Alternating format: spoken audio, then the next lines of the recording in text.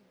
Eu sou a Érica Campanha, eu sou designer e hoje a minha intenção é mostrar para vocês alguns cases, alguma coisa superficial sobre teoria, nessa parte de design de impacto social, e alertar a importância do designer como um transformador de sociedade e uma profissão altamente de risco, porque a gente é responsável por influenciar padrões de consumo, seja o consumo de um objeto ou seja um consumo de cultura, por exemplo.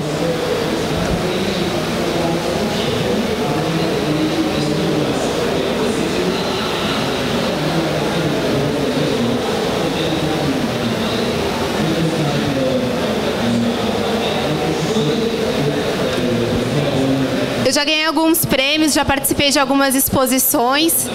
A Casa Fiat de Cultura, o Museu Oscar Niemeyer, foram exposições, a ONG Brasil também. O restante foram premiações.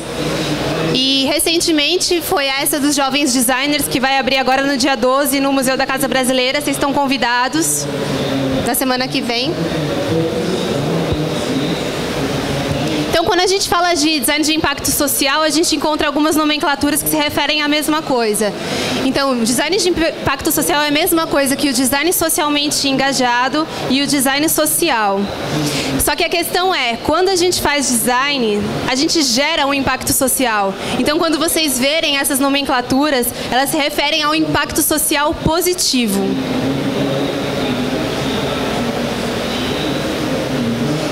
Eu não vou abordar muita teoria, mas eu quis deixar aqui algumas referências para vocês de livros que me marcaram muito e construíram a minha opinião e a minha capacidade de fazer o design de impacto social. Então, um dos primeiros livros foi o Designer Humilde, depois foi do Material ao Digital, do Gibbon Sipe. Esse livro, aí em cima, é História, Teoria e Prática do Design de Produtos, do Burdek. É muito importante porque é um dos poucos livros de design que gera uma tipificação do design, subdividindo ele em design escandinavo, design retrô, design de interação. E eu sinto muita dificuldade até hoje dessa tipificação no nosso meio. Falta alguém que estude, faça uma tese de mestrado sobre isso para subdividir o design e tipificar a nossa área. Quando você fala de design de impacto social, tem dois estereótipos que eu já encontrei bastante. Eu queria dividir, compartilhar essa experiência com vocês. O primeiro é um pleonasmo. Quando você fala de design social, algumas pessoas questionam, pô, mas se você está falando de design social, o design já não é social, né? Porque o Fuller, que é esse teórico aí, em 1920, ele falava muito isso. O que faz o design se não ser social? Acontece que com o passar dos anos, o design ele foi se segmentando e foi gerando design de luxo, design escandinavo, design retrô, design interativo. E alguns projetos a gente se questiona se o designer realmente pensou nas pessoas, se aquele design realmente é funcional.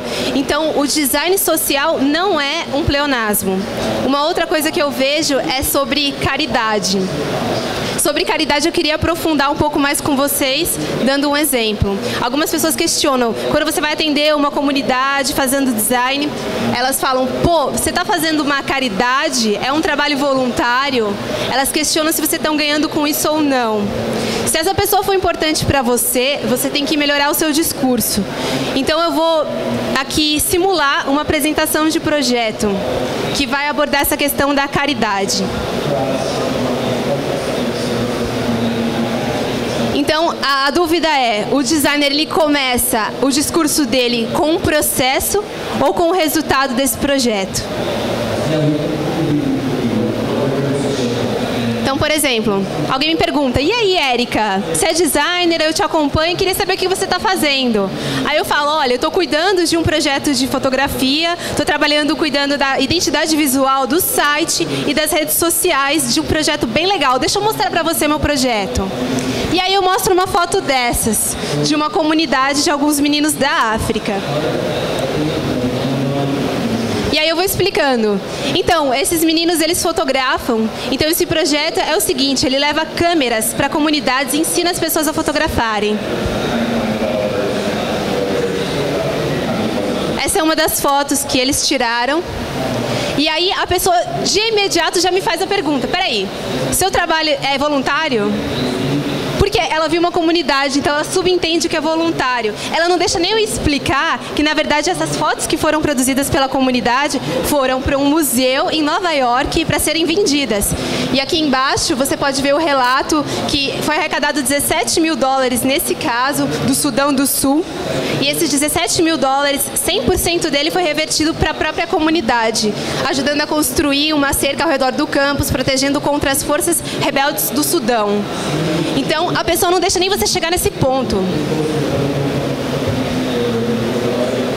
Então, a pessoa não deixa nem você mostrar essa foto. Qual é a minha sugestão quando você vai apresentar um projeto desses? Se você vai apresentar para uma organização sem fins lucrativos, comece pelo processo, que foi como eu comecei agora. Agora, se você está atrás de um investidor, alguém que quer ver o retorno financeiro em números, começa ao contrário. Então, a pessoa pergunta para mim, Érica, acompanho você, estou querendo saber que projeto que você faz, o que você está engajada no momento. Ah, eu estou cuidando da identidade visual, do site e das redes sociais de um projeto de fotografia. Eles fizeram uma participação no Museu de Nova York vendendo essas fotos. Pode voltar para a minha apresentação? Então, essa foi uma das fotos que eles fizeram de uma comunidade do Sudão do Sul que arrecadaram $17 mil com a exposição. Sobe, por favor. Sobe, sobe, sobe. E aí é uma foto da comunidade fotografando. Você sente como é diferente? Você primeiro mostra o resultado, isso já impacta a pessoa de uma forma. Então você tem que pensar em quem eu quero convencer nessa história do design. Eu estou querendo convencer um investidor, ou eu estou querendo atrás de uma comunidade ou de uma organização sem fins lucrativos? Pode passar para frente, por favor. Pode passar. Então, esse primeiro case que eu vou contar agora é da IDO. É uma organização sem fins lucrativos que trabalha grandes causas em comunidades menos favorecidas. No caso, fome, saúde, saneamento. Então, pode descer, por favor. Aí é a cidade de... Só deixa eu confirmar o nome dela. É a cidade de Kumasi, em Gana. Então, eles trabalharam nesse case a questão do saneamento básico. A metodologia que eles usam é o Design Thinking na maioria dos cases da IDO. E o problema nesse caso foi que cerca de 1 bilhão de moradores de cidades em todo o mundo não têm instalações sanitárias adequadas em suas casas. É uma grande temática para ser abordada. Em 3 meses, eles chegaram na solução desse problema. O que aconteceu? A IDO fechou uma parceria com a Unilever, que é uma empresa, e com essa WSUP, que é uma organização sem fins lucrativos justamente do saneamento básico. Então, a situação das pessoas nessa cidade, em Gana, era a seguinte: a pessoa tinha que andar muitas horas até ter acesso a um banheiro público. Ou senão a pessoa levava uma sacola e aquela sacola era o banheiro portátil da pessoa. Então ela carregava, sentia necessidade, evacuava e jogava fora. E aí a IDO fez uma pesquisa com essas pessoas e fez uma pesquisa mundial para saber o que já tinha sido criado de produto e de serviço sobre saneamento básico no mundo. E depois de 3 meses, como eu disse, eles chegaram numa solução. Que solução foi essa? Eles desenvolveram um banheiro portátil, mas é mais do que um design de produto, é um serviço. Porque eles se comprometeram a fazer o quê? A Unilever ia produzir esses banheiros e doar esses banheiros para a comunidade. Então, por exemplo, a comunidade ia receber 1000 banheiros, mas a comunidade ia se comprometer a passar por uma capacitação pela Unilever para aprender como isso poderia ser um serviço. Então, qual seria o serviço? Com esse design de produto em mãos, a comunidade poderia alugar esses banheiros para as famílias a uma taxa pequena e também cobrar uma taxa para recolher os resíduos. E aos poucos a comunidade ia evoluindo nesse aprendizado a ponto de produzir o próprio banheiro e criar uma filial. Então você leva um produto para uma comunidade em questão de doação e você desenvolve ali, é um design que se propaga. É um design que ele não para. Você não faz um produto, ele termina ali. Ele se propaga. Pode passar, por favor. Então, Então, as entregas da IDO nesse projeto foi um relatório de pesquisa, a estrutura básica do projeto, detalhes da marca e um protótipo 3D. Em 2013, foram entregues 388 banheiros, atendendo 1000 famílias. Isso é muito significativo para a cidade. Então, eu queria que vocês prestassem atenção em quem viabilizou isso. Foi a IDO, a WSUP, que é uma organização sem fins lucrativos ligada a saneamento básico, e a Unilever. Só para ter uma noção da WSUP, eles têm como parceria grandes empresas. Por exemplo, a Coca-Cola e essa fundação Bill e Melinda Gates, que vocês já devem ter ouvido falar. Então, quando você faz um design de impacto social, é muito importante sua rede de parcerias e os seus contatos. Uma organização só pode sim fazer um projeto, mas se é um projeto que trabalha uma grande causa, pobreza, saneamento básico, saúde, você precisa de uma rede de parcerias para o projeto realmente ter impacto social. Eu vou contar desse case, é um projeto meu com o Evandro Almeida. Ele é direcionado para crianças de 4 a 6 anos de idade. É um objeto de papelão.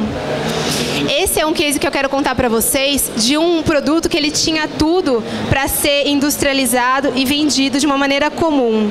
Então, é um exemplo para vocês de como você pode pegar um projeto comum e fazer desse projeto um design de impacto social. O design social, quando a gente fala, ele não é um segmento de design, como design escandinavo, design retrô, design de luxo. Ele é uma metodologia, diferente também do design thinking, que eu vou falar mais para frente. Pode passar. Então, esse produto, a criança pode se sentar. Se ela virar de cabeça para baixo, ela pode apoiar como mesa e armazenar livros. E ela também pode guardar brinquedos. É um objeto de papelão, simplesmente uma chapa só, que dobrada, ela forma isso. Então, o desafio era, como eu vou pensar numa estratégia de negócio social para que esse produto realmente tenha um impacto social na cadeia dele? Então, para fazer esse projeto, é necessário primeiro uma faca de corte, né? Essa faca de corte, ela vai bater na chapa de papelão e vai formar a minha peça para poder ser montada e gerar esse objeto. E para usar essa faca de corte na chapa de papelão, eu preciso da figura de uma fábrica de papelão. Só que isso vai ser levado para o consumidor numa embalagem. E o desafio era, se é de papelão, é um objeto de papel, ele vai ter que ter uma embalagem de plástico. O que eu posso usar de embalagem de plástico? Posso usar o plástico bolha. Só que o plástico bolha, nesse caso, ele não é viável em nenhum dos sentidos. Tanto socialmente, como economicamente e ambientalmente. A pessoa recebe um produto com plástico bolha. Normalmente ela pega, estoura as bolinhas e joga fora. E o plástico bolha, ele é caro, porque você não vai dar uma volta só no objeto, você vai dar diversas voltas e você vai ter que prender com fita adesiva, certo? E socialmente falando, isso é uma coisa que qualquer pessoa pode fazer. Você não está acrescentando um conhecimento a mais para nenhuma pessoa ou desenvolvendo socialmente uma comunidade, por exemplo. E aí eu pensei, poxa, a gente podia trabalhar com a caixa polionda. Caixa polionda é mesmo o material daquela pasta polionda de escola, sabe? Que tem um plástico que tem uma ondinha no meio. Só que a caixa polionda são poucos os fornecedores que fazem. E quando fazem, eles cobram caro. E a caixa polionda, para ser fabricada, justamente precisa também de uma faca de corte, passar por esse processo da fábrica de papelão. Então, o meu impacto não seria positivo. Mas então, qual é a solução? Aí eu me lembrei, poxa, embalagem de edredom. Embalagem de edredom, ela tem um plástico transparente e um plástico com zíper. Quando você compra um edredom, normalmente você usa, reaproveita, porque é quase que uma bolsa. Ele tem um zíper. E uma bolsa dessas pode ser produzida por uma comunidade. Então é o famoso plástico de mesa, né? É o PVC 010 cristal, que ele é vendido na forma de bobina. E aí é o seguinte, esse projeto ele vai ser produzido dentro de uma plataforma, é uma espécie de incubadora social, que tem vários empreendimentos. Então o Colmeia, ele é um desses empreendimentos. Por estar nesse lugar, já tem um impacto social. Porque uma parte da renda levantada por esse projeto vai ter que ser distribuída para eles. Por isso que eu achei super legal. A questão é, a produção também tem que ser assim. E aí, lá fui eu, designer, perguntar, e aí, gente, vocês conhecem alguma costureira? E aí falei assim, olha, conheço uma, vai na casa dela, mora ali perto, beleza, fui. Aí cheguei, conversei com ela, ela falou assim, não faço, eu não costuro plástico porque minha máquina não sustenta. Ok, e agora? Eu falei assim, mas você conhece outra costureira? Ah, conheço outra costureira que mora lá do outro lado. Vai lá e conversa com ela. Beleza, fui lá. Conversei, uma pessoa um pouco enrolada e queria cobrar muito caro, porque ela achava que era um trabalho acadêmico. E eu expliquei que não era acadêmico, mas tudo bem. Então, naquela pessoa eu identifiquei uma coisa que se fala muito na metodologia de design social, que é o brilho no olho. Parece palhaçada, mas não é. Isso é comprovado. Vocês podem pegar a tese de dissertação da Eliana Pacheco sobre design social da Barraca, da PUC-Rio, e vocês vão ler sobre isso. Então eu percebi, e agora o que eu faço? Perto dessa incubadora social tinha uma outra ONG. Então eu queria alertar para designers e criadores que é importantíssima a nossa aproximação de organizações do terceiro setor, sem fins lucrativos, principalmente as que estão ligadas à igreja, porque é um motivo bem estratégico. Essas organizações, elas são uma espécie de rede. Então você pega uma organização como a que tem lá perto desse empreendimento que eu falei. Ela tem o nome alguma coisa Bom Jesus, ou se não você pega uma coisa santo, alguma coisa. Eles têm uma noção de comunidade, a gente tem 23 espaços aqui nessa região. Você pode ir nesse ou nesse. Então, o designer, ele pode querer ir de porta em porta, de costureira em costureira, mas isso vai demorar muito tempo. Então, é melhor você ir direto numa organização, e uma organização que tem alguma ligação com a igreja, porque eles são redes. E aí eu fui nessa organização e me apontaram de imediato. Não, você vai em tal lugar, ligado aos idosos, que lá dentro tem um ateliê de costura. E aí sim, deu certo. Então, você vai direto na fonte.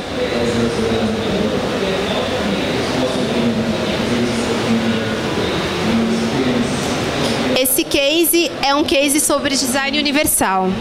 A gente está falando de design social, mas quando você faz o design universal, você automaticamente está fazendo também o design social. Por quê?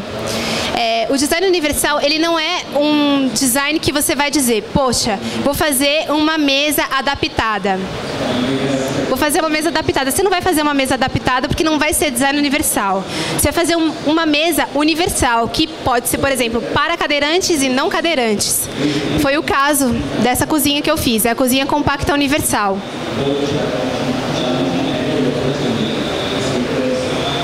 Então, é uma cozinha para cadeirantes e não cadeirantes. Então, ela usa alguns instrumentos que foram popularizados, como o cooktop, né? Não usa o fogão, mas o cooktop se popularizou, custa barato, é legal. Então, e essa tendência também sobre sifão de pia, se vocês pesquisarem, existem diversos tipos de sifão e hoje é valorizado. Algumas cozinhas querem mostrar o sifão, porque tem sifão cromado, não cromado, enfim. Então, foi aproveitando essas tendências que já estavam rolando. Aí são mais fotos dela. Pode passar. Pode passar. Esse é o protótipo.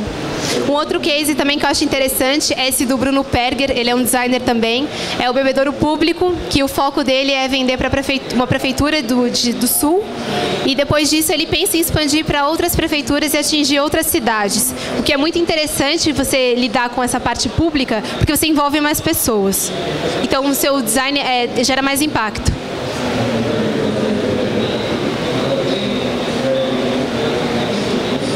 Aí dá para ver o 3D do objeto. Eu vou pedir para vocês anotarem que não vai dar tempo de falar sobre esse, mas está ligado a uma empresa chamada Coelce. Grandes empresas têm áreas de responsabilidade social que você, designer, criador, pode tentar uma parceria para escrever um projeto junto com eles. Os designers têm uma certa facilidade em escrever projeto, porque a gente é acostumado a fazer memorial descritivo quando vai apresentar um projeto de uma maneira completa. E os editais e outras oportunidades de captação de recursos requerem justamente essa habilidade de você elaborar projetos. Então, se você faz no caso, um livro ilustrado, que eu ia mostrar, mas não vai dar tempo. Se você faz um livro ilustrado, você pode participar de diversos editais. Não precisa ser um edital exclusivamente para designers. Você pode pegar um edital para a cultura indígena e você colocar esse seu design lá embutido num projeto maior, que é um projeto social. Pode passar. Esse é um case do dicionário, que é o livro ilustrado que eu ia mostrar para vocês, mas não vai dar tempo, mas pode passar direto, por favor. Ele foi feito numa aldeia indígena, em Mongaguá, em parceria com os educadores, indígenas e não indígenas. Pode passar. No ano passado a gente ganhou o edital de cultura indígena do PROAC com esse projeto. A gente ganhou o primeiro lugar, tendo a possibilidade de viabilizar tanto o design do livro como a propagação desse design. Eu queria que você passasse bem para baixo mesmo, porque eu preciso mostrar um diagrama. É um desenho, eles desenham muito bem, então foi muito fácil trabalhar com eles esse processo de cocriação. Aí uma página do livro, a entrega do livro, que o livro foi pensado também como um objeto. Então, o design social, ele é uma metodologia, não é um segmento. Você pode aplicar esse design social no design de luxo, no design de moda, desde que você domine essa metodologia, que não é uma metodologia contínua, que é o que eu quero mostrar no diagrama, vai pra frente, geral. Esse diagrama é o seguinte, esse primeiro vocês já conhecem, que é do Design Thinking e do Service Design. Aí, se você fosse transpor isso para o design social, o desenho desse diagrama seria bem descontínuo. Porque você começa com uma linha contínua, você, designer, com uma ideia, você já visualiza onde poderia ir o seu design, onde você poderia chegar com aquele projeto. Aí essa linha fica descontínua. Contínua de novo, até que você consegue uma parceria. E aí uma outra linha descontínua se junta à sua que estava contínua. E aí isso se enrola, assim como um brainstorming de design thinking. E contínua, descontínua, contínua, descontínua, até que o seu projeto chega ali na solução e se propaga. É esse o grande diferencial do design de impacto social. O seu projeto ele não termina ali, ele se propaga.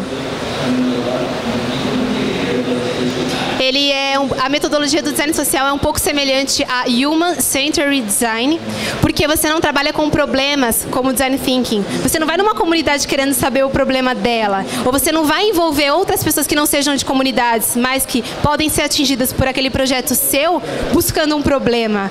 Você vai atrás do que está correndo bem, do que está andando bem, você vai atrás de um desejo, você vai atrás de uma alegria.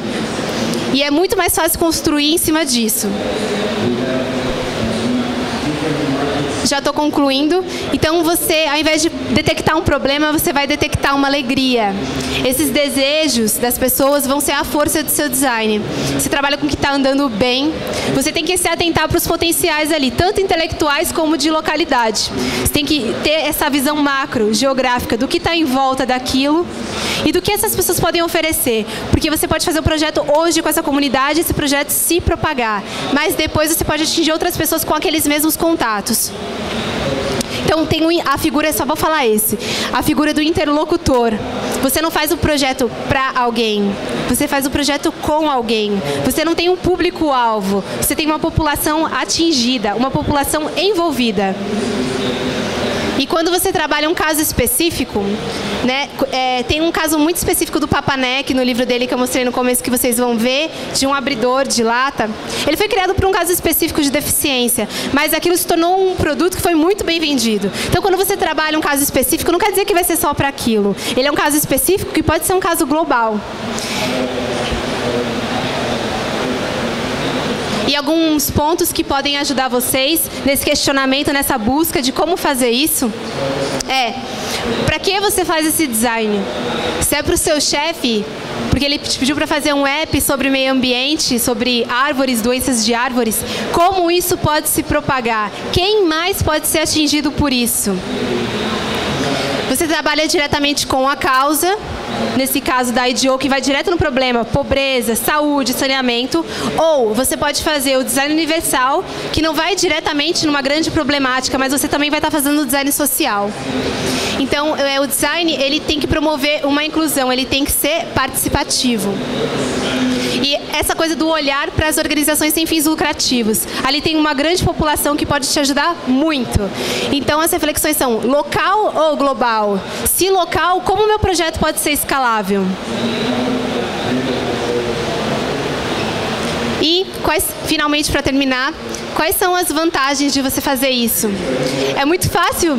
Não muito fácil, mas você tem uma chance maior de inovar fazendo design de impacto social, porque você está diretamente construindo com as pessoas. Não tem essa coisa separada de que você vai fazer uma pesquisa de campo, pegar alguns dados e trabalhar em cima deles para levantar conceitos. Você vai trabalhar direto e construir com as pessoas e ver o feedback na hora. Então, a chance de você acertar é maior. Tem a colaboração para a melhoria dos indicadores sociais brasileiros. Tem empresas que já estão se divulgando nisso, como isso, estão oferecendo essa melhoria de indicadores. Tem esse ganha-ganha. Você vai, por exemplo, procurar um fornecedor para embalagem. Pelo menos, eu perco muito tempo com o fornecedor. Eu ligo, mando e-mail, eles não respondem. Demoram uns 15 dias para responderem. E dão aquela resposta que não é a resposta que eu preciso. Esse é o tempo de você ir atrás do que eu estou te falando. Tanto de uma organização sem fins lucrativos, quanto de outras pessoas atingidas pelo seu projeto, ou de uma comunidade. Então, é um ganha-ganha. Ao invés de você pagar para o fornecedor, você paga para uma organização, paga para uma comunidade. Então, o seu design vai ter um alcance maior. E o empreendedorismo social. Você pode participar de editais, de seleções públicas. Tem muitas oportunidades. O crowdfunding, a Lei Rouanet, a economia criativa contempla o design também. E toda palestra que eu dou, eu falo isso, né? Eu não gosto de aparecer, dizer coisas e sumir. Então, é o seguinte, eu fiz um grupo no Facebook chamado Design de Impacto Social. Quem quiser continuar com esse assunto e eu puder colaborar e a gente construir coisas juntos, fica o convite de participar desse grupo. Tá o meu contato aí embaixo. Desce um pouquinho. Só o meu contato. E fim. É ericampanha.esmc@gmail.com. Obrigada.